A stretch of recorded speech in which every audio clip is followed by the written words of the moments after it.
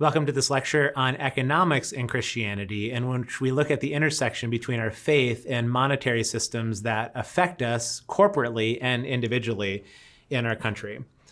So as we work through the Wesley Quadrilateral on a broad overview of this topic, we're talking about Scripture, and we want to be really careful to note that Scripture itself does not advocate for any given economic system. Scripture does not advocate for capitalism or socialism or any other form. It would be reading into the text to think that Jesus, who was a Middle Eastern first century fellow, was advocating for socialism or capitalism. His whole world was very different than the world of today in which we're wondering about these things. Same thing with the Israelites or Paul, as they write, is that it would be the process of what's called eisegeting, or reading into the Scripture something that isn't actually there.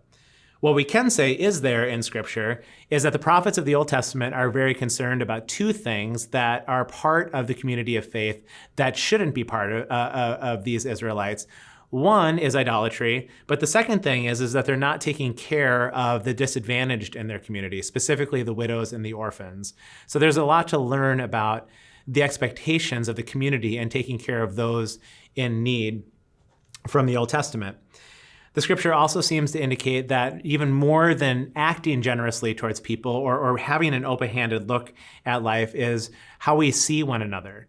And do we truly see each other as people in need and move from that basis towards one another? I remember when I was convicted in my early 30s of being a person who might write a check for an organization, but I couldn't actually say that I actually cared about anybody.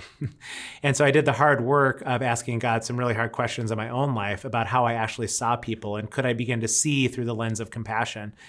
And God rooted out a fair amount of idolatry in my own life to the point that after a few years of that process, I was finally able to be in tears for another person who was hurting. And that's the kind of invitation that the Bible has for us, is to see each other through the lens of compassion.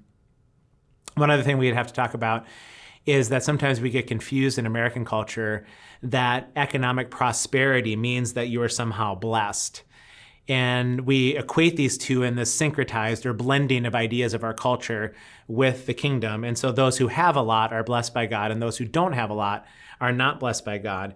And the Scripture is teaching simply that blessing means that you are happy, independent of any circumstances, and prospering means simply that you are whole or that you're lacking in nothing, because you have a shepherd in this world of exile versus the fact that you have all the circumstances you need to make you happy. So we can mine into the Scriptures about what it's teaching related to the role of wealth and money in our lives and how it has the capacity to create shalom in our lives or not.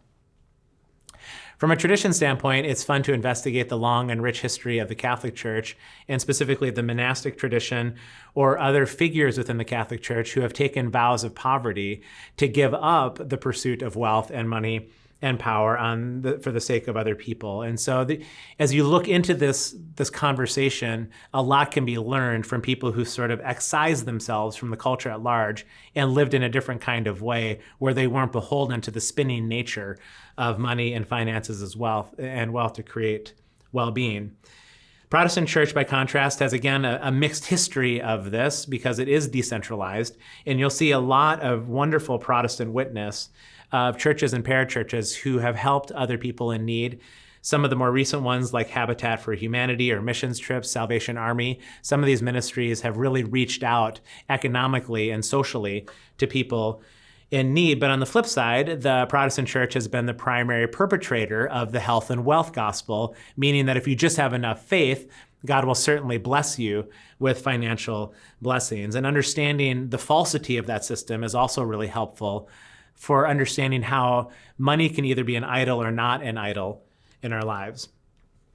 The human experience, we need to understand again that people experience really profound existential questions related to having finances or means by which to care for themselves. And so we have to talk about what is the nature of poverty, and when is suffering objective and when is suffering subjective. And how much do we actually need to experience a sense of well-being where we know our future as at least provided for on some level, and how much of it is what we're striving after something where we're not actually suffering, but we think we need something more, and that capitalism will create that for us or socialism will create that for us. And we look at these systems as if they have the capacity to bring wellness into our lives.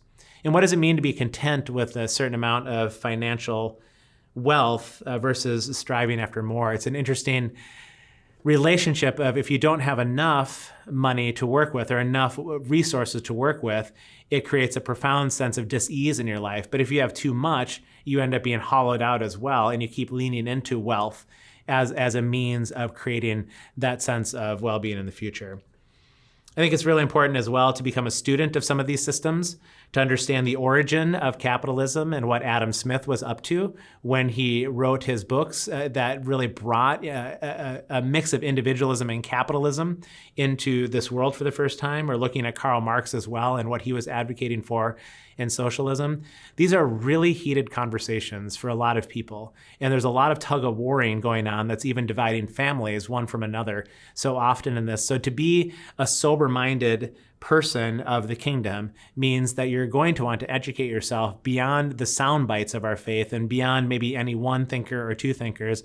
Really get into the history of it, really get into the ideas of poverty globally and what's happening, understand the long traditions of our faith and how they can inform us, and then certainly understand that in Scripture, Jesus is not advocating for any given social economic system. There really was a different way of life in which he was inviting to us as the people of faith.